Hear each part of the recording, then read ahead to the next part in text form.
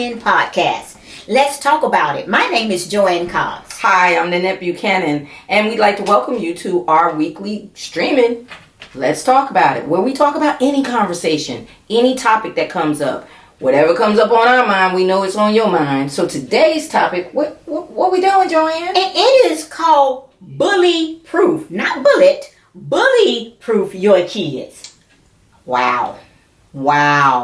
And do you know, I want to say this before we get deep into what that is.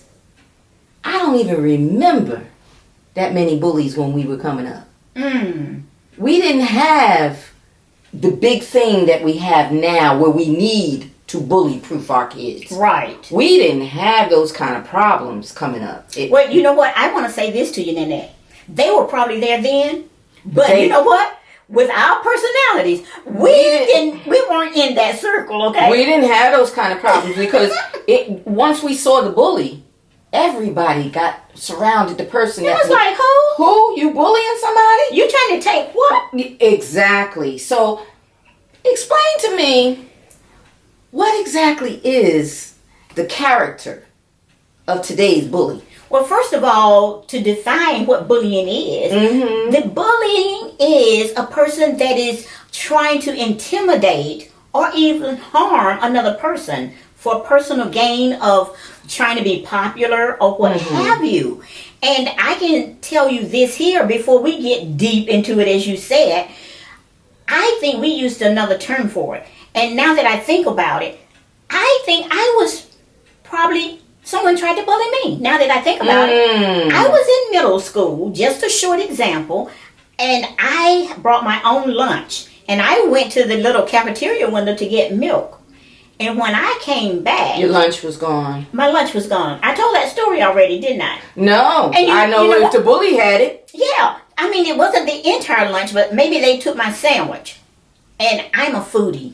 Oh, no, you didn't. You didn't just take my sandwich, did you? You know, and I was literally ready to get physical, but something helped me out and grabbed me down. Well, not only that, now that you mentioned it that way, and I think the audience kind of got the idea of the bully is a pusher. The bully pushes and shoves people that they think they can push and shove.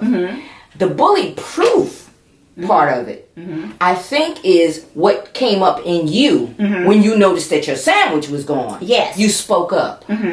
You didn't let them define who you were or who you weren't going to be. You're not going to get away with this. And you're not going to get away with this. Either by telling someone else or you handling it yourself. That's the bully proof. And what we want to bring out with this topic into the viewers is that in order for your kids to get it, you might not even know what you're teaching and not teaching. So parents and siblings, look out for these things, because when a parent stands up for themselves in their own household and say, stop, I don't want this to take place, or to just be able to voice your opinion on different things and how they see a parent handle stress. And maybe something is not considered stress, but a problem comes up. Maybe you have a bill that someone didn't accept, or they didn't accept payment. How you handle it. How are you going to call? How are you going to make these things change? And what's your demeanor when you do this? Exactly. Are you bullying someone into doing something else? Are you bullying someone and don't realize it? And now the child is emulating that when they go to school and they're doing that. And that's one of the things that I always brought up. Children are automatic bullies. I don't know if you guys know that or not. Your 2-year-old toddler is not just a 2-year-old toddler. They're bullying you. They're trying to get what they want. They're trying to get what they want when they want it. And that's the sign of it. So you have to teach them when they're younger. Stop. You have to teach them when they're tugging and pulling each other for a toy. Stop.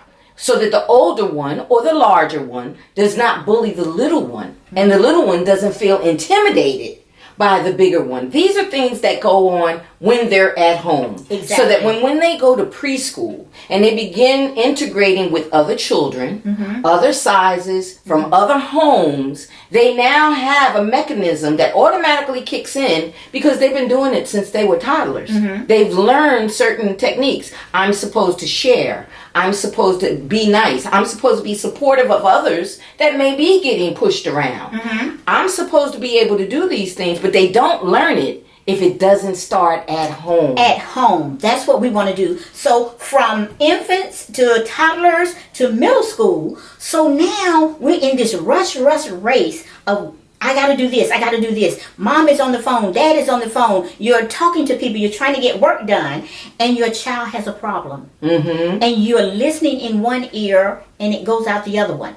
Are you able to detect when your child is being bullied? Mm-hmm. Are you there when they say, I have a problem? Sometimes in their stillness. Mm-hmm. Sometimes in their quietness. Yes.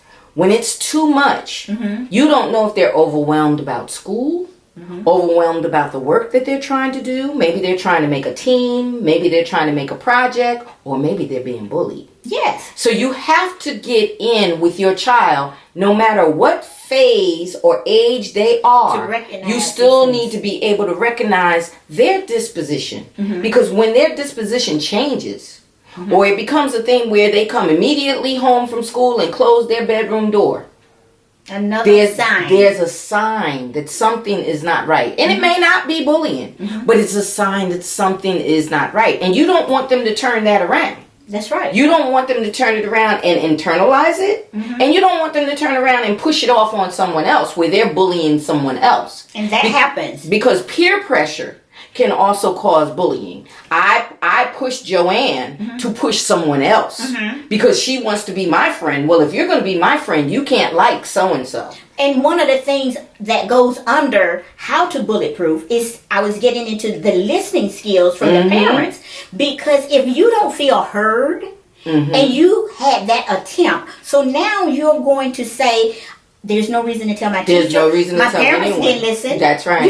And so now you have to understand that you have to be there for your kids because there should be a safety net. They should be able to come to someone. They should be able to go to someone. And home is a place you should feel. But if something is happening at school, they should be able to tell a trusted, the key word, a trusted adult, whether it's the teacher or the principal, so that they don't have to take these matters into their own hand. And the other thing is, you need to know who are those friends. Mm-hmm. Who are they around? Mm-hmm. I know my kids used to ask all the time, why do you have to know where I'm going? Why you got to know who my friend... No, I don't get interference with their friendship. But I still need to know. What type of child is this child that you're with? What mm-hmm. type of what are they into? Mm-hmm. What are the things that they like to do or don't like to do? Mm-hmm. I want to be as close to it as I can. And if there's siblings involved, sometimes you could send the older sister or the younger brother to find out. Go find out what's going on with your sister. Mm-hmm. Go find out, because they may feel that they could talk to them, mm-hmm. and they may not want to tell you. Mm-hmm. They may not know that trusted person though is there, and that could be the sibling. Mm-hmm. That could be the aunt. Mm-hmm. That could be the grandparent. You have to have someone, like you said, that's creating that safety net for them. And another way to help your kids is board games, any type of games. Now you're teaching them how to lose, how to accept challenges, and sports is another one. Yes. It can be very challenging. And what Joanne is talking about now is, suppose your child is the bully. Suppose your child is the bully. Mm-hmm. And they don't know how to lose. Mm-hmm. They don't like losing. Mm-hmm. They don't like being number 2. Mm-hmm. They don't like the focus not to be on them. Mm-hmm. They want all the attention. Mm-hmm. And they're not getting that attention from the group at school or the group at whatever event they're in or whatever club they're in. They are not the center of attention. Well, they start acting out. That aggression. They start that aggression. They start having problems because they're not looked at as the ace mm-hmm. or the top of the class. You have to watch those things. Mm-hmm. You have to teach them. For every winner, there's a loser. Mm-hmm. And there's those that are in between. Mm-hmm. Teaching them self-skills and being motivated and inspiring is great. But the thing about it is it has to be in its place. And you don't know if your child is the one that is the leader of the pack. That's right. That's right. You have no idea. Yes. So you have to find out as the adult. You have to step in and find out. And if there's a bullying problem at the school that doesn't involve your child at all, don't think that you shouldn't be supportive of whatever's going on with that other family, the school, and whatever they're doing. Your child comes on, oh, we can't do this because they had bullying and they had to support whatever it is, because your child may not be the one that got bullied this time, but you never know when. And you never know how far it's going to go, because there is a lot.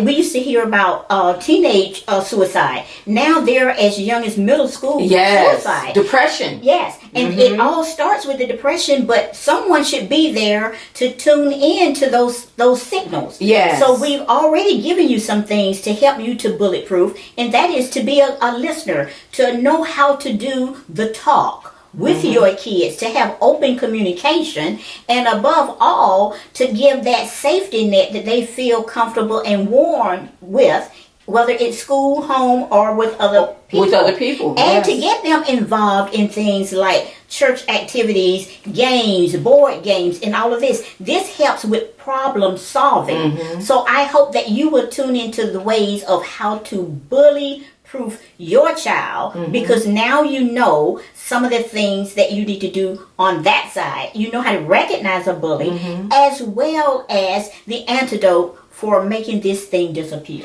Yes, and unfortunately, unfortunately, our love for our children includes being the one that bears a lot of the teaching.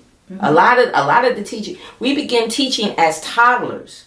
We begin teaching as we're still holding them, and we're telling them no, no, no, no, no. You begin teaching when your children are young. Yes, that teaching doesn't change. And as they get older and you think they're handling their own business, they're handling their own friends, and they're handling their own organization, you still need to be the one that's watching over and keeping an eye out for certain indications of things that are going wrong, or things that are off kiltered. You don't know why they're acting the way they're acting, or they're changing their mode of dress, or they're changing their language, they're changing what they do. Grades are dropping. Those things are signs that the peers maybe have changed. Maybe their attitude toward their peers have changed. Maybe the attitude at the school has changed. Sometimes you have to pull them from that school and put them in a different school environment. So you have to be the watcher. You're going to be the teacher all the way until you leave. Unfortunately, because there's going to be grandchildren that need the same lessons. It's going to continue. You've signed up for the long haul. So if you signed up for the long haul, a part of that is bully proofing your kids, because today, more than yesteryears, the bullies are out there, those that are pushing and shoving. And another thing that I want to mention about bully proofing, we sometimes get bullied as adults. As adults on jobs. That's what I was going to Adults on jobs. Adults in our environment.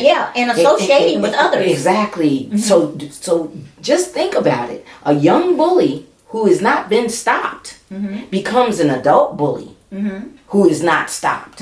So if we're going to crack down on this bullying thing and intimidation and discrimination and racial slurs and different problems that we have with gender identification and all of the things that we're talking about that are situation, it's still a form of bullying. So we need to actually be on top of those things as a parent, and each one of us teach one. Everybody can learn. Exactly. So with that, Joanne, I think they should have some comments. I don't see why, because I believe that everyone has been involved with a bully, and especially even as an adult. Yes. On the office. Some kind of way. In your social group. In the social groups. Or if we want to take it a little further, which we won't in this episode. But isn't bullying what starts abusive relationships? She said it, but guess what? I think that's another topic. That's another topic. All right. So we'll see you next week. Be sure you tune in. Leave a comment. Subscribe. Leave a message. Because, look, if you keep the cameras on, we'll go on and on and on and on and on. Have a good one.